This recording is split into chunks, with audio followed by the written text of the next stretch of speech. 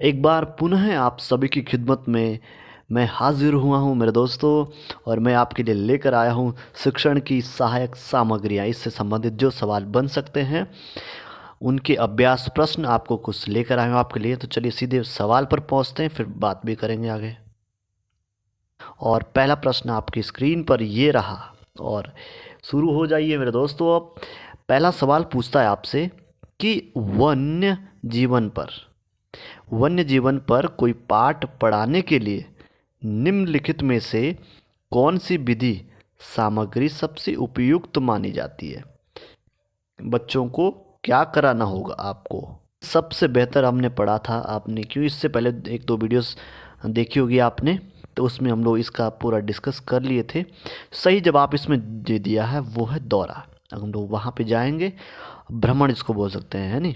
और अगला सवाल पर चलते हैं, और ये पूछता है आपसे कि माफ कीजिएगा, दृश्य श्रव्य और शारीरिक गतिविधियां एक शिक्षक को शिक्षण में मदद करती है क्योंकि वे, आइए ऑप्शन दिया है आपके पास, शिक्षार्थियों को दिशा प्रदान करती है, या फिर शिक्षक को राहत प्रदान करती है, या फिर इंद्रियों का अधिकतम उपयोग करके सीखने में सहयोग करती है, या फिर बताया है कि प्रभावी मूल्यांकन की सुविधा प्रदान करती है। तो सबसे बेहतर जो लग रहा है इसमें से ऑप्शन सी, इंद्रियों का अधिकतम उपयोग करके सीखने में सहायक।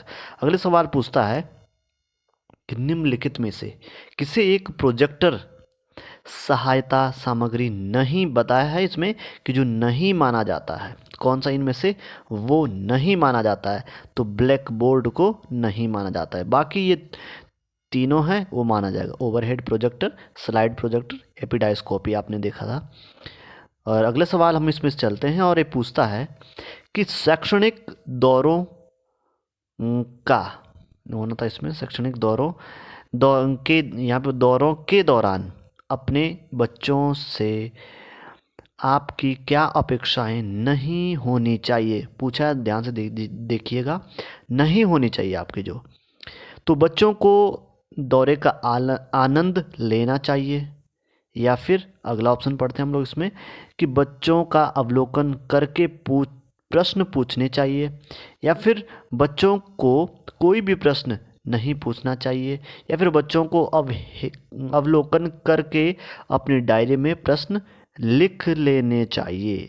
तो सही जवाब में जो इसमें है ऑप्शन सी, ये सही जवाब बताया है इसमें। अगला सवाल है इसमें, आपकी राय में छात्रों को प्रेरित कराने के लिए सर्वोत्तम जो साधन क्या है। छात्रों को प्रेरित कराने के लिए सर्वोत्तम साधन जो बताया गया है, ऑप्शन देखिए इसमें, श्रव्य दृश्य सहायता सामग्री का प्रयोग, या फिर पाठ को सबसे रोचक बनाना और छात्रों का सहयोग लेना, या फिर छात्रों के माता पिता से नियमित रूप से मिलना। तो इसमें जो अच्छा सबसे बेहतर लग रहा है कि ऑप्शन बी, पाठ को सबसे रोचक बनाना, क्योंकि इसमें सभी चीज़ें आ जाएगी, दृश्य श्रव्य भी सब आ जाएगा इसमें। तो ऑप्शन बी सही जवाब है इसका। अगला सवाल पर लेके चलते हैं आपको। और मेरे दोस्तों आपकी खिदमत में एक और सवाल आया है, बहुत बेहतरीन सवाल है ये भी, कि शिक्षक निम्नलिखित में के लिए शिक्षण संबंधी सहायता सामग्री का उपयोग करते हैं। छात्रों को प्रभावित करने के लिए, शिक्षण को रोचक बनाने के लिए, या छात्रों को एकाग्रचित बनाने के लिए, या फिर छात्रों के समझ स्तर के भीतर शिक्षण को रखने में। तो सही जवाब क्या हो सकता है इसका। जो सही जवाब है इसमें वो है ऑप्शन बी, कि शिक्षण को रोचक बनाने के लिए। सब प्रभावित हो जाएंगे फिर बच्चे भी। और अगला सवाल है कि आजकल शिक्षक और विद्यार्थी दोनों को कंप्यूटर पर काम करना आवश्यक नहीं है, या फिर अगला है कि इन दोनों को कंप्यूटर की अच्छी जानकारी होनी चाहिए। यह ऑप्शन सी पूछता है कि कंप्यूटर साक्षर हो सकते हैं, या फिर दोनों को कंप्यूटर के बारे में कुछ भी जानकारी नहीं होनी चाहिए। तो ये तो भाई बिल्कुल ही भी गलत है। साक्षर हो, तो ऑप्शन बी इसका सही जवाब है बिल्कुल, कि उनको जो है कंप्यूटर की अच्छी जानकारी होनी चाहिए। और अगला सवाल हम चलते हैं, और यहाँ बात पूछता है आपसे कि किसी पठन सामग्री को एक दौर में पढ़ना पढ़ाई के रूप में माना जाता है। ऑप्शन इसमें बता दिया है आपके पास कि बंटित या फिर सामूहिक, अंतरालित, अंतरालित, फिर उपयुक्त में से कोई नहीं। तो इसका सही जवाब दिया है वो है ऑप्शन बी दिया हुआ है कि समूहित। और अगला सवाल पर हम लोग चलते हैं, और एक बार फिर से पुनः बताऊं कि ये डिस्कशन की क्लास नहीं, हम लोग केवल हम लोग रिवीजन पर्पज से पढ़ रहे हैं इनको। तो आपके लिए एक और सवाल है कि यदि कोई छात्र पीछे बैठता है और वह बार बार उठकर ब्लैक बोर्ड देखें और बैठ जाए, तो आप क्या अर्थ लगाएंगे? कि वह शरारत कर रहा है, फिर उसकी नज़र कमज़ोर है, या शायद ब्लैक बोर्ड में कोई चमक है, या उपयुक्त में से कोई नहीं। बहुत बढ़िया सवाल है। तो आप सोच रहे होंगे इसमें, तो ऑप्शन बी इसका सही जवाब है कि हो सकता है उसकी नज़र कमज़ोर है इसलिए उठ रहा है, देखने में उसको दिक्कत हो रही है। अगला सवाल है कि निम्नलिखित में से किसे छात्रों द्वारा जानकारी और समझ हासिल करने का सबसे असरदार माध्यम स्रोत माना जाता है? कौन सा इसमें से सबसे असरदार माना जाता है? तो वो किताबें सबसे। और अगला सवाल हम पढ़ते हैं सीधे कि पढ़ते समय किताब और आँखों के बीच कितनी दूरी होनी चाहिए? हालांकि इसको हम 12 इंच, वो इसका सही जवाब है, बचपन से पढ़ते आ रहे हैं इसको। और छात्रों के लिए गृह कार्य का क्या लाभ है? छात्रों के लिए गृह कार्य का क्या लाभ है? बहुत बढ़िया सवाल है। उनसे कड़ी मेहनत करवाना, या फिर ये है छात्रों द्वारा समय की बर्बादी को कम करना, या फिर खुद से पढ़ाई करने की आदत विकसित करना, या फिर उपयुक्त सभी है। तो जो इसका सही जवाब है वो क्या हो सकता है, आप खुद ही सोच सकते हैं इसमें। तो मैक्सिमम मेरे दोस्त लगा रहे होंगे ऑप्शन डी, तो ये बिल्कुल सही जवाब लगाया दोस्त, आप सही राह पकड़े हैं आप। बहुत बढ़िया, ऐसे ही करते जाओ। और अगला सवाल है कि कक्षा में पढ़ाई को और रोचक बनाने का सबसे महत्वपूर्ण घटक है? कक्षा में पढ़ाई को और ज़्यादा रोचक बनाने के लिए ऑप्शन ये बताया है आपके पास कि पाठ की विषय वस्तु, या फिर पाठ योजना, या फिर बताया है कि शिक्षक का व्यक्तित्व, या फिर पढ़ाने की विधि। तो इसमें से जो आपका सही जवाब है, अगर आपके मेथड अच्छे हैं तो भाई कुछ भी आपके बस क्या बोल सकते, कायल हो सकता है कोई भी आपका, तो बोलो गंगा मैया की। और अगला सवाल पूछता है कि व्यवसायगत क्षेत्र संबंधी भ्रमण करने में ऑप्शन ए बताया है विद्यार्थियों के साथ शिक्षक हमेशा रहना चाहिए, या फिर विद्यार्थियों को अपने मार्गदर्शन गाइड से प्रश्न पूछने के लिए तैयार होना चाहिए, या फिर स्कूल वापस लौटने पर अपने दौरे के बारे में चर्चा करनी चाहिए, फिर उपयुक्त सभी इसमें से हो सकता है। तो संभवतः देखिए, मैं फिर से बता रहा हूँ कि सभी ऑप्शन सही होते हैं इसमें, लेकिन संभवतः जिसकी पॉसिबिलिटी संभावना ज़्यादा होती है अच्छा अच्छा होने की, तो वो है विद्यार्थियों के साथ गाइड हो तो अच्छी बात है, लेकिन यहाँ अ, केवल केवल विद्यार्थी की बात हो रही, तो शिक्षक रहे तो वो ज़्यादा बेहतर हो सकता है। तो हालांकि ये भी ठीक है, लेकिन ये और ज़्यादा सही है उससे। खैर, आगे बढ़ते हैं हम लोग। और अगला सवाल पूछता है कि यदि आप स्कूल में बच्चों के लिए एक किताब लिखने की योजना बना रहे हैं, तो निम्नलिखित में से क्या आपके लिए मुख्य विमर्श होना चाहिए? तो इसमें विषय पर नवीनतम सामग्री होनी चाहिए, फिर यह परीक्षान्मुखी होनी चाहिए, या फिर इसमें तर्क संगत रूप से विषय का संपूर्ण क्षेत्र आना चाहिए, फिर यह प्रश्न उत्तर किस्म की होनी चाहिए। तो सोचिए इसमें फटाफट। और इसका जो सही जवाब है वो ऑप्शन सी बिल्कुल सही जवाब है। इसमें तर्क संगत रूप से विषय का संपूर्ण क्षेत्र आना चाहिए। संभवतः आप लोग सही लगा रहे होंगे, जो सी लगा रहे हैं बहुत बढ़िया चल रहा है उनका।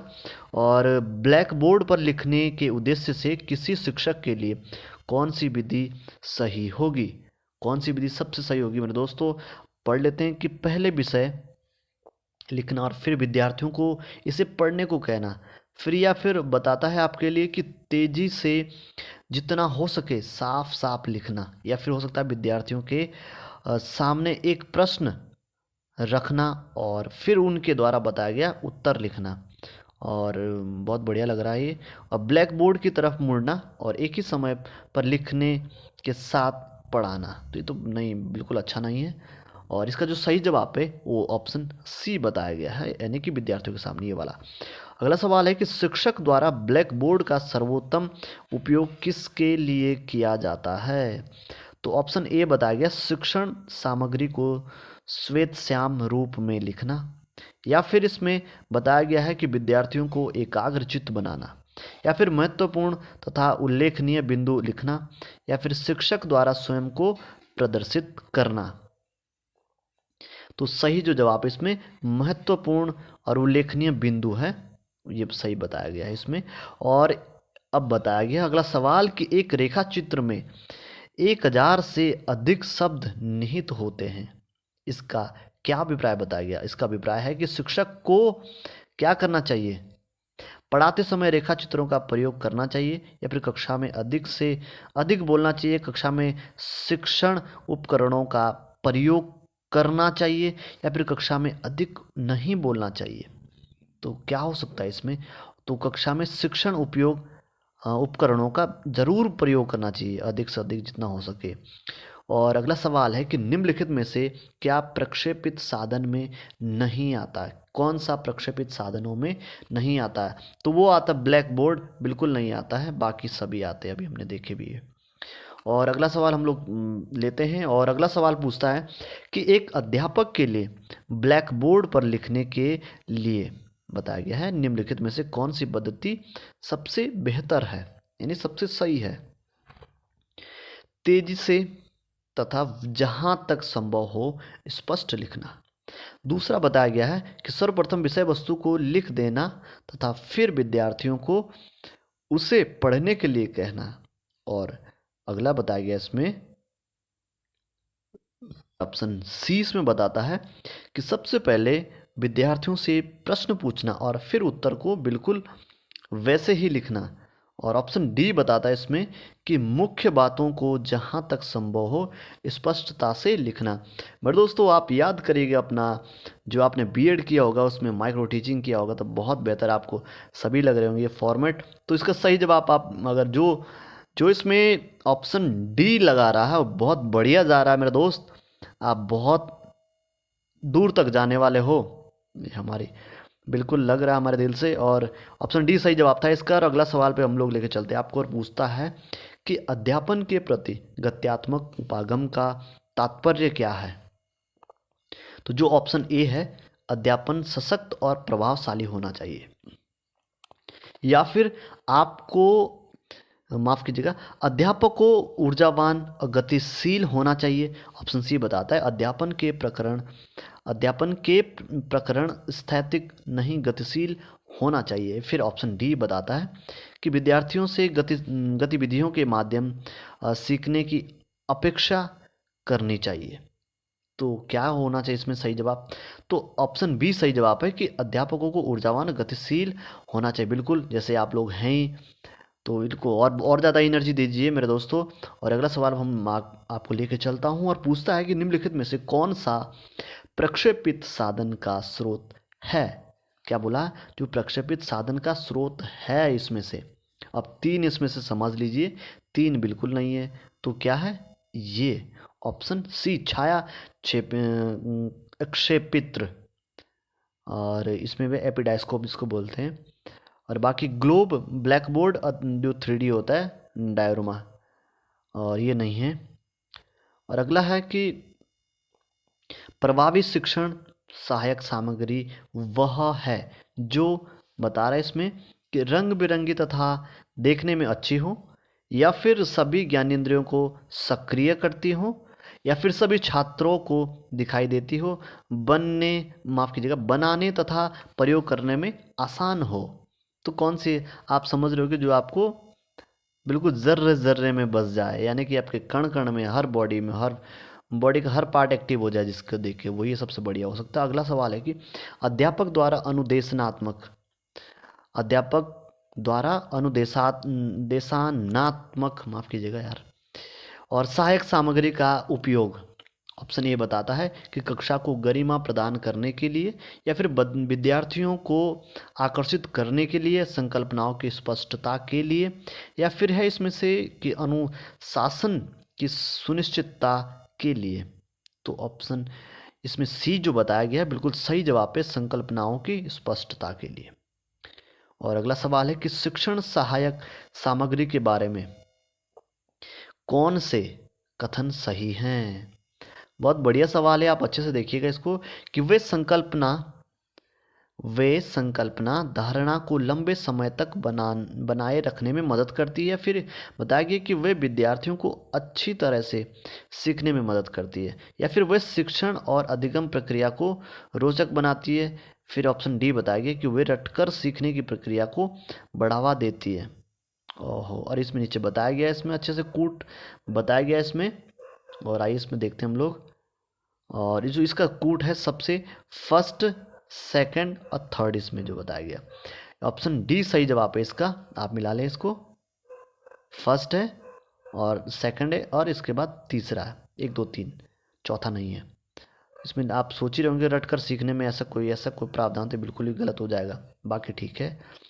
और शिक्षण संबंधी जो सहायक उपकरणों की उपयोगिता के औचित्य का आधार है, तो ये बताता है आपके पास कि कक्षा में विद्यार्थियों का ध्यान आकर्षित करना, कक्षा में अनुशासनहीनता की समस्या को कम करना, या फिर है विद्यार्थियों के अधिगम परिणामों को इष्टतम करना, या फिर अधिगम कार्यों में विद्यार्थियों को प्रभावी ढंग से लाना। और इसका जो सही जवाब बिल्कुल हो सकता है वो क्या है, ऑप्शन सी, कि विद्यार्थियों के अधिगम परिणामों को क्या इष्टतम करना होता है। और अगला सवाल है कि प्रत्येक शिक्षार्थी अपने आप में विशिष्ट होता है, क्योंकि ऑप्शन ये बताता है किसी भी 2 शिक्षार्थियों की क्षमता, रुचि और प्रतिभा में समानता नहीं होती है। और बिल्कुल सही बात है ये, शिक्षार्थियों में समान गुण नहीं होते, न ही वे समान लक्ष्य रखते हैं, और सभी शिक्षार्थियों के लिए समान पाठ्यक्रम संभव नहीं है, और ऐसा तो नहीं है। विषम रूपी कक्षा में शिक्षार्थियों की क्षमताओं को विकसित करना। तो मेरे दोस्तों जो सही जवाब है, आपने जो मारा है, कौन सा मारा होगा, ऑप्शन ए जिसने मारा है। बहुत बढ़िया मेरे दोस्त, बहुत बढ़िया स्कोर कर रहे हो आप। और अगला सवाल हम लेके चलते हैं, शिक्षार्थियों के शिक्षण अधिगम में जो अंतर रह जाता है उनका निदान करना, माफ कीजिएगा, निदान क्या होना चाहिए।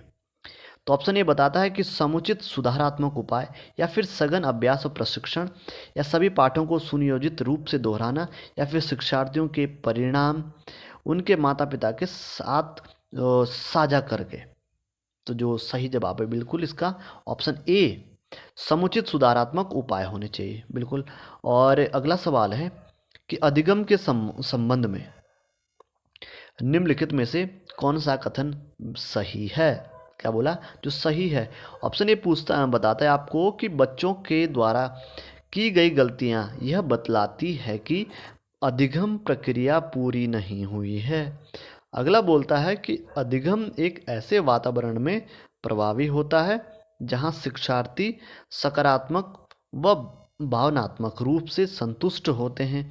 या फिर ऑप्शन सी बताता है इसमें, अधिगम के किसी भी अवस्था पर सीखना भावनात्मक कारकों से प्रभावित नहीं होता है, अधिगम मूल रूप से मानसिक क्रिया है। तो इसका जो सही जवाब क्या हो सकता है, जो ऑप्शन बी है बिल्कुल सही जवाब है इसका।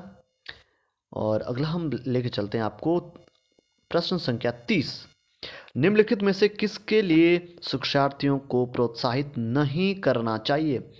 आप समझ जाइए, यहाँ पे नहीं करना चाहिए किसके, कक्षा के अंदर एवं बाहर दोनों ही स्थानों पर अधिक से अधिक प्रश्न पूछने के लिए, या फिर अगला हो सकता है कि समूह कार्य में अन्य शिक्षार्थियों के साथ सक्रिय अंतःक्रिया के लिए, या फिर अधिक से अधिक पाठ्य सहगामी क्रियाओं में भाग लेने के लिए, या फिर हो सकता है इसमें कि उन सभी प्रश्नों के उत्तरों को याद करवाना जिन्हें शिक्षक पूछ सकते हैं।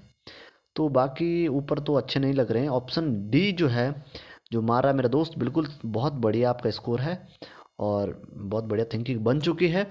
ऑप्शन डी बिल्कुल सही जवाब है इसका। और अगला सवाल है इसका अंतिम सवाल, जिसको हम कह सकते हैं शिक्षक को विद्यालय आधारित मूल्यांकन के अंतर्गत कार्य करते हैं। और एक बार पुनः पढ़ता हूँ इसको कि शिक्षक जो विद्यालय आधारित मूल्यांकन के अंतर्गत कार्य करते हैं, तो ऑप्शन ये बताता आपके पास कि उन पर अधिक कार्य का बोझ रहता है क्योंकि उन्हें सोमवार की परीक्षा सहित अक्सर परीक्षा लेनी पड़ती है। या फिर ऑप्शन बी बताता है कि उन्हें प्रत्येक शिक्षार्थी को परियोजना कार्य देना पड़ता है। या फिर ऑप्शन सी है शिक्षार्थियों के मूल्यों और अभिवृत्तियों का आकलन करने के लिए रोजाना उनका अवलोकन करना पड़ता है। फिर ऑप्शन डी है कि व्यवस्था के लिए स्वामित्व की भावना रखते हैं।